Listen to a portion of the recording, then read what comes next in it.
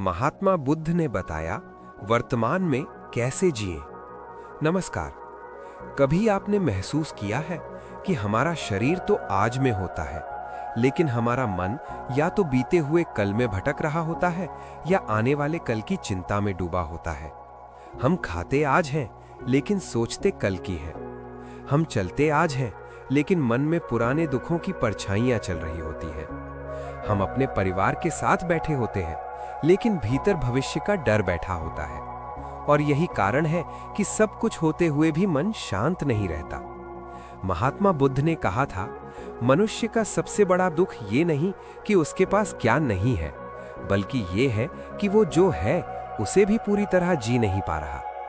हम वर्तमान में रहना तो चाहते हैं, लेकिन रह नहीं पाते, क्योंकि मन की आदत है भटकना। वो कभी पुरानी यादों के जंगल में चला जाता है, तो कभी आने वाले समय की धुंध में खो जाता है।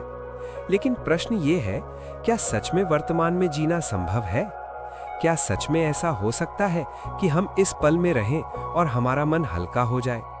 क्या हम बिना चिंता, बिना पछतावे, बिना भय के जी सकते हैं? महात्मा बुद्ध का उत्तर था हाँ।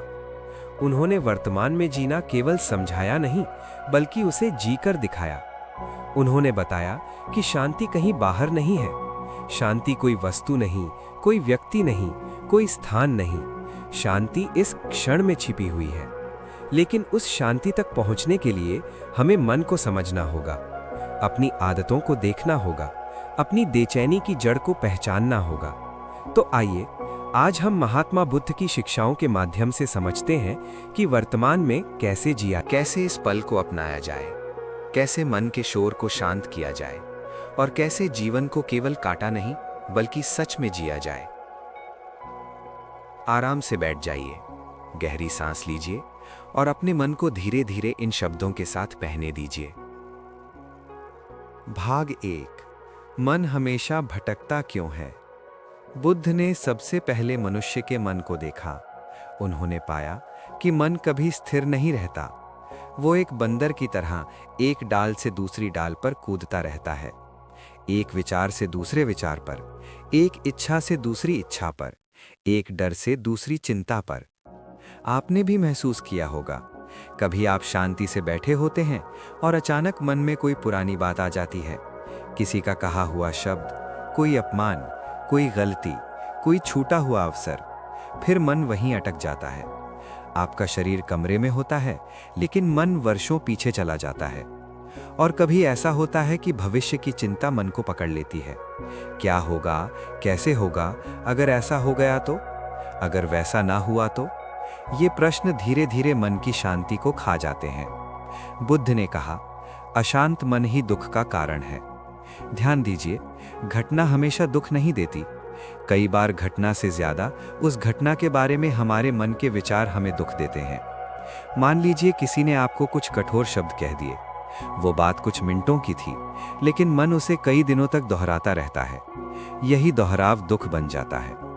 बुद्ध ने समझाया कि मन का स्वभाव है पकड़ना। वो सुखद चीजों को पकड़ना चाहता है और दुखद चीजों को हटाना चाहता है। लेकिन जीवन दोनों का मिश्रण है। जब मन हर चीज को अपने अनुसार चाहता है, तो संघर्ष शुरू होता है। यहीं से वर्तमान छूट जाता है, क्योंकि वर्तमान में रहने के लिए स्वीकार करना पड़ता है। और मन स्वीकार नहीं करना चाहता। वो बदलना चाहता है, भागना चाहता है, पकड़ना चाहता है, रोकना चाहता है। बुद्ध ने कहा, जिस क्षण तुम मन को देख लेते हो, उसी क्षण तुम उसके दास नहीं रहते। इसलिए वर्तमान में जीने का पहला कदम है अपने मन को देखना।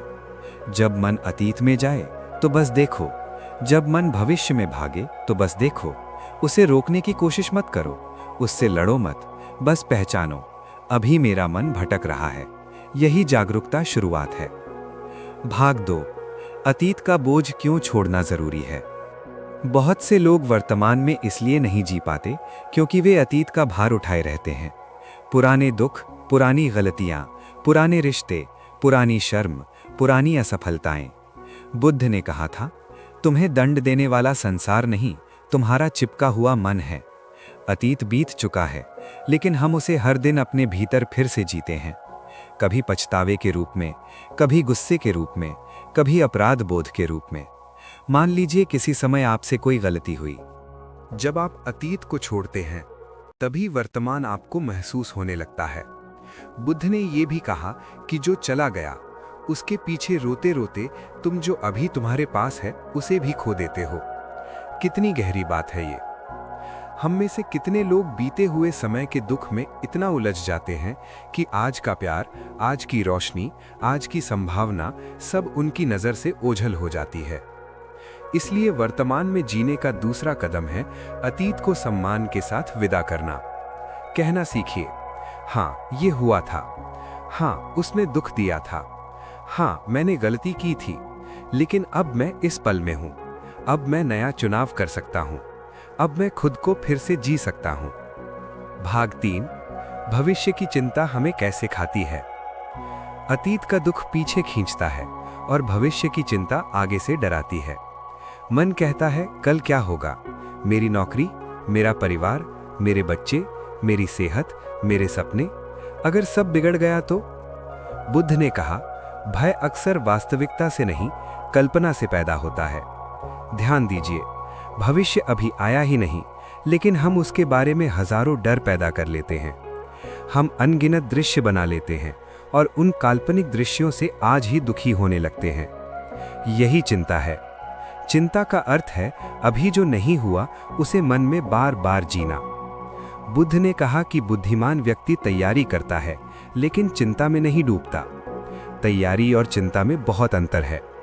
तैयारी शांत होती है, चिंता शोर करती है। तैयारी समाधान खोजती है, चिंता समस्या को बड़ा करती है। तैयारी वर्तमान में की जाती है, चिंता भविष्य की छाया में होती है। अगर आपको आने वाले कल के लिए कुछ करना है तो आज कीजिए। एक छोटा कदम उठाइए, लेकिन मन को डर की कहानियां मत सुनाइए। बुद्ध के अनुसार जीवन अनिश्चित है और इस अनिश्चितता से डरना नहीं, इसे स्वीकार करना है, क्योंकि अनिश्चितता ही जीवन को जीवंत बनाती है।